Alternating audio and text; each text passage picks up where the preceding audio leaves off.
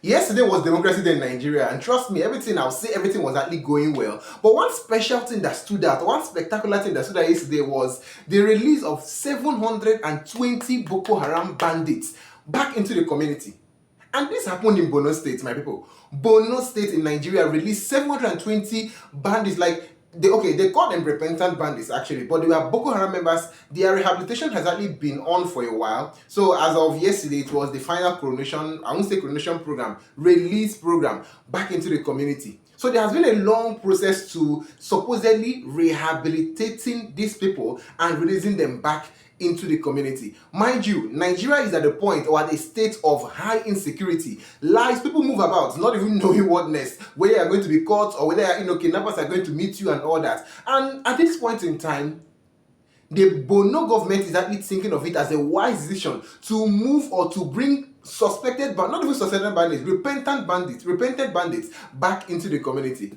See, truth is, I'm not here to call out anybody, but the governor of Borno State, Professor Babagana Zulu. See, I sincerely I'm not here to call you out or anything. I believe that you're a wise man. I mean, for you to rule Borno State, you have to be wise. Borno is not a small state in Nigeria, right? But if you have to read the room, sir, do you really feel like this point in time is the best time for you to do such an act? Because if you look at it, I would say Nigeria at the point where we are bleeding. If you listen to Tinubu's speech, which he made yesterday, his democracy speech, he said something that Nigeria has been the Oyo kidnapping has actually dampened the feelings in Nigeria, or the mood of Nigeria, which has now made everybody to become a bit tense. So do you feel this is the perfect time to release 720 bandits, repented bandits, back into the community? It's something that, in all sincerity, I feel like is going to emotionally affect people who have maybe to a large extent been affected, whose lands have been taken, whose families have been killed, whose children have been taken, wives and everything, who has been negatively affected by these bandits. I feel like this is coming at the worst time,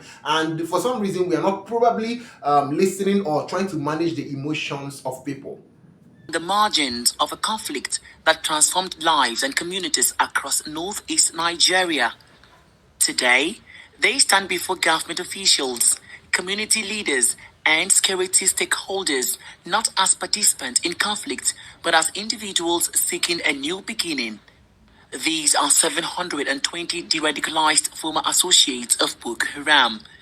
After undergoing extensive rehabilitation, counseling, and reorientation programs, they are now being formally reintegrated into society. One after another, they raise copies of the Holy Quran. With solemn expressions, they take an oath.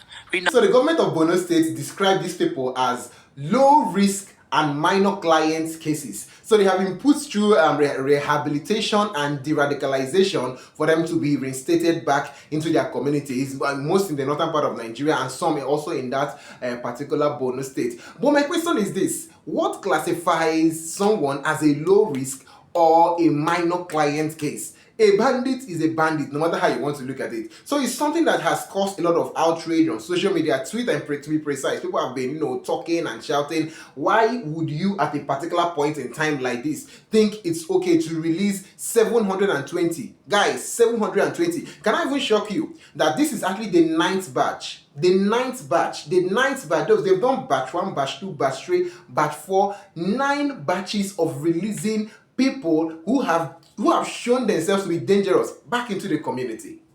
So the Borno government describes this as a non-kinetic method to solving terrorism in Nigeria, and then a total of 9,680 people have been released back into their communities. I want you to take your time and understand this, that 9,680 bandits have been de-radicalized and put through rehabilitation and put back into their community. I sincerely feel like there's something we're not getting right here. Now, the truth is that my fear in all this is that this could actually be a cycle. This entire thing could be a cycle. For example, look at one of my fears. Look at this guy. Now, this guy is actually supposedly swearing or praying with the Quran that he's probably going to live a good life or, do the right thing by himself, in the community where he's going, or to his new life now. But I sincerely am not seeing any form of seriousness on his face. I don't know if you are seeing it, but he's laughing, he's just turning around. The entire thing is looking like, the moment you let me go, I'm going back to my former life. So this is what you would call complete de-radicalization. Mind you, this process did not start today. It's been on for some time. 9 batches, 9,680 people pushed back into, it's beginning to look like it's a cycle.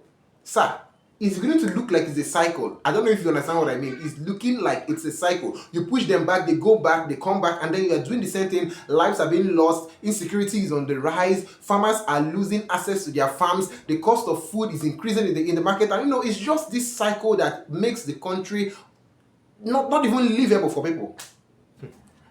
Now this is actually funny because the process of the reintegration into the community actually starts with the repentant bandits coming to the point of realizing that they are doing something bad. Then they take themselves, they walk up to military bases and they surrender themselves, they surrender their weapon and everything. So the military bases or the military men who get them will profile them and disarm them. That's the first stage. First of all, they have to come out from the bushes, surrender themselves to military personnel. The military personnel will profile them, that's get their information, and then disarm them. That's the first one. So after that, they are gathered and they are put into camps where they are, where they put them through structured rehabilitation programs and de-radicalization programs, and then they put them through Islamic teachings, counseling, and then eventually through vocational activities like barbing, carpentry work, the list goes on, vulcanizing, shoe repair, and all these vocational activities which are supposed to give them at least a better start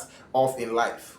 So after this, the government of Borno State actually gives some of them starter packs to start off their lives and start off a brand new thing in life without so they won't have to struggle at first and all that. Then after that, before they are reinstated into the community, some of the community leaders where they'll be going to, and some of the hunters and people of repute in that community will have to come and do their own evaluation on these people, after which they are now deemed fit to be put back into the communities. But still, I feel like this is a cycle, and I also feel like this point in time is the worst time for us to actually just see this on social media, because mind you, we still are expecting, because mind you, we've not still gotten the Oyo victims out.